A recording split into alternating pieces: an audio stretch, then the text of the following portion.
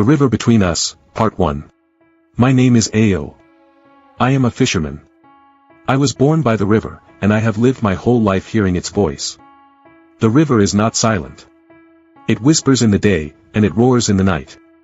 It gives us fish to eat, water to drink, and paths to travel. But it also takes. It takes lives, dreams, and peace. Since I was a boy, I have seen strong men disappear under its waves. Some never came back. Some came back as cold bodies with swollen faces. Because of this, our people fear the river as much as they love it. But for me, the river is not only about life and death. It is also where my story of love began. It is where I first saw Ifeoma, the girl by the river. The first time I saw her, she came to fetch water. She balanced the clay pot on her head, her step steady, her eyes bright like early morning stars. She stopped near me, for I was mending my fishing net. She stood and watched me for a moment, then asked, "Why do fishermen always sing when they throw their nets?" Her voice was soft, but it carried well over the sound of the river. I looked up at her and smiled. "We sing to keep the river spirits calm. If we go silent, the spirits may grow angry and take our nets." She laughed, covering her mouth with her hand. "So you believe the spirits live in the river? Do we not all believe?" I asked. "If not, why do we pour libation before we fish?" Her eyes sparkled. "Then maybe one day, you will teach me a song that makes the spirits happy." That was the beginning. After that day, she came often to fetch water. Sometimes she lingered, sometimes she helped me untangle my net. Slowly, our talk grew into laughter. Laughter grew into care. Care grew into love. The promise of love. In our village, love cannot be hidden for long. Soon, the old women began to tease her when she passed. Ao's wife, they would call her. "When will the wedding feast be?" Her cheeks would blush, and she would lower her gaze, but her eyes always searched for mine. I was not rich. My wealth was only my canoe and my net. My hut was small, and my clothes were simple. But my love for her was deep, and I made her a promise. "One day, Ifeoma," I told her, "I will build us a small house near the river. You will cook, I will fish, and we will raise children who will laugh and play in the sand." She held my hand and said softly, "I do not need a palace. Your heart is enough for me." That night, I lay awake, dreaming of the life we would build. I believed nothing could break us. But I was wrong. The arrival of Oba. Oba returned to the village after many years in the big towns. He was a trader, and his wealth was like a mountain. He came back with goats, cows, servants, and cloths from faraway lands. His compound grew wide, his barn overflowed with yams, and his voice carried weight in every gathering. But his eyes were restless. They moved like a hawk searching for prey. When he saw Ifeoma, his gaze changed.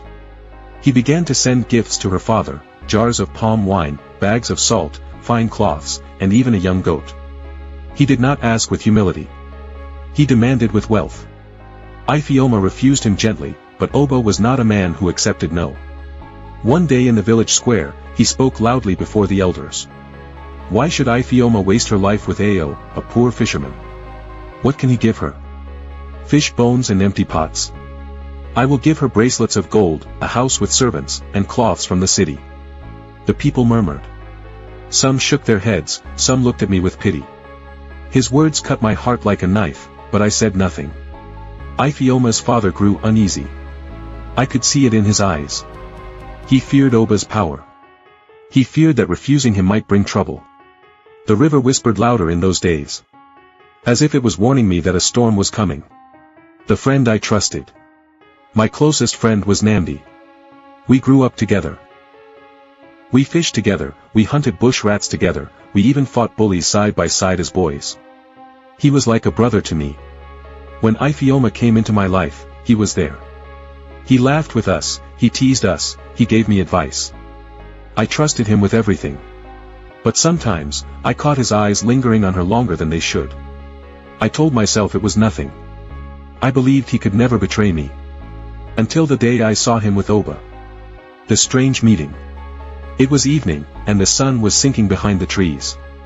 I was walking home when I saw Nnamdi sitting outside his hut. With him was Oba. Their voices were low, but their bodies leaned close like men sharing secrets. When they saw me, they stopped speaking. Oba smiled that smile that never reached his eyes. He rose and left without a word. I looked at Nnamdi. What business do you have with him? He scratched his head. Nothing, Ao. He came to ask me about trade routes. Trade routes? Nnamdi had never traded beyond our village. His only skill was weaving baskets and sometimes helping me fish. But I forced myself to believe him. He was my friend. He would not betray me. Still, the river whispered. The night of tears. One night, Ifeoma came running to me, her eyes red with tears. Her hands shook as she held mine. Ao, she whispered, Oba came to my father again. He told him he will never rest until I become his wife. My father is afraid of him. He says Oba's wealth is too great to refuse. He says a fisherman cannot compete. Her tears dropped on my hand, warm and heavy. My heart pounded with rage. I wanted to storm into Oba's compound, to fight him with my bare hands. But Ifeoma clung to me. If you fight him, he will use his wealth to destroy you. Promise me you will not be foolish. I held her close and whispered, no man will take you from me. Not while I live. But even as I said it, I felt the river's voice grow louder, like a warning of danger near. The River Between Us, Part 1. Full Story, Segment 2. The River's Secret. In our village, the river was not just water. It was spirit, memory, and mystery. Elders told us stories of raiders who once buried treasures along the bank before fleeing. Others said the river hid charms of great power, placed there by men who wanted their names remembered forever. People feared to go near certain parts of the river at night. They said strange lights danced there, and shadows moved without bodies. It was during this time that whispers began to spread. They said Oba had been seen walking along the river at night. Some said he dug in the sand with his hands, as if searching for something. Others swore he spoke words no man could understand. Old Mama Kalechi, the oldest woman in the village, told us in the square. Oba is restless because his hands are stained. That river has swallowed more than fish. There are things hidden there that he does not want us to know. People shook their heads, but nobody dared to challenge Oba. His wealth was strong. His words carried weight. But I began to wonder, why does Oba go to the river at night? What is he hiding there? The visit from Nnamdi. One evening, as I was repairing my canoe, Nnamdi came to me. His face was eager, his voice low. Ao, he said, I heard something that can change your life. I looked at him with tired eyes. What is it? There is gold near the riverbank, he whispered. Treasure left long ago. If we find it, you will have enough to pay Ifeoma's bride price at once. Oba's wealth will mean nothing then. You can marry her before he makes another move. My heart jumped at his words. Gold. Treasure. Enough to silence Oba forever. But doubt crept in. Who told you this? I asked. He looked away. A traveler. He passed through and spoke of it. He said he saw where the ground was dug long ago. If we search there at night, we will find it. I stared at him.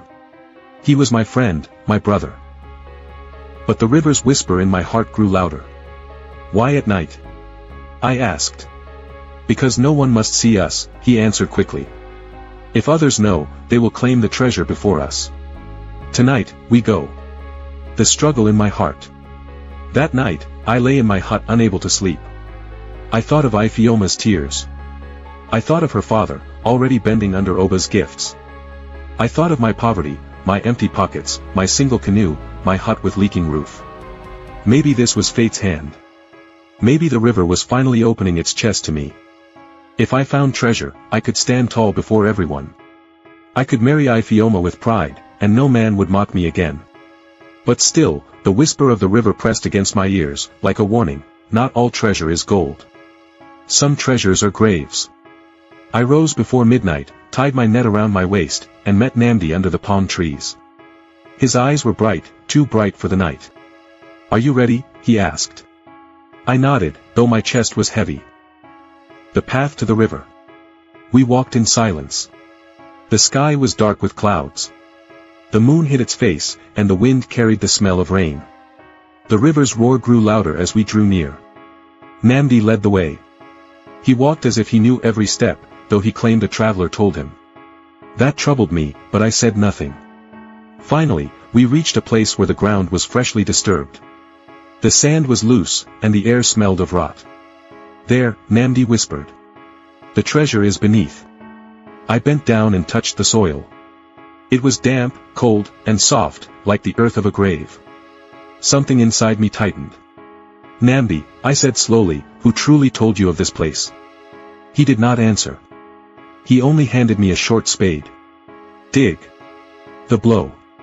I bent, pressing the spade into the earth. The sound of my breath and the river's roar filled the night. Then suddenly, a sharp pain exploded at the back of my head. My world spun. The ground rose to meet me. The spade slipped from my hand, and darkness clouded my eyes. Through the ringing in my ears, I heard voices. Oba's deep, cruel voice, good. Very good. The fool believed you. And Nnamdi's voice, lower but trembling, are you sure no one saw us? Oba laughed. Do not fear. The river will keep it secret, as it always has. Throw him in. Let the waters swallow him. My heart broke even as my strength failed. My friend, my brother, had betrayed me. Then rough hands dragged me. Cold water touched my skin. The river pulled at me, whispering louder, hungrier. My body sank. My chest burned. The last thing I saw was the dark sky above me, and then, nothing. The river's hand. But the river did not claim me fully. Somehow, in the darkness, my hand struck something, a root beneath the surface, strong and rough. My fingers clung to it with the last of my strength. My chest screamed for air, my arms thrashed, and by some miracle, I pulled myself out of the water, crawling onto the muddy bank. I lay there, coughing, spitting, shaking. My head bled, my body trembled. But I was alive. The river had spared me. Why, I did not know. As I lay in the mud, one vow grew inside me, Oba would not win. And Nnamdi, the friend who betrayed me, would face his day. I swore it to the river that had spared my life. The River Between Us Part 1 continues. Like and subscribe for continuation.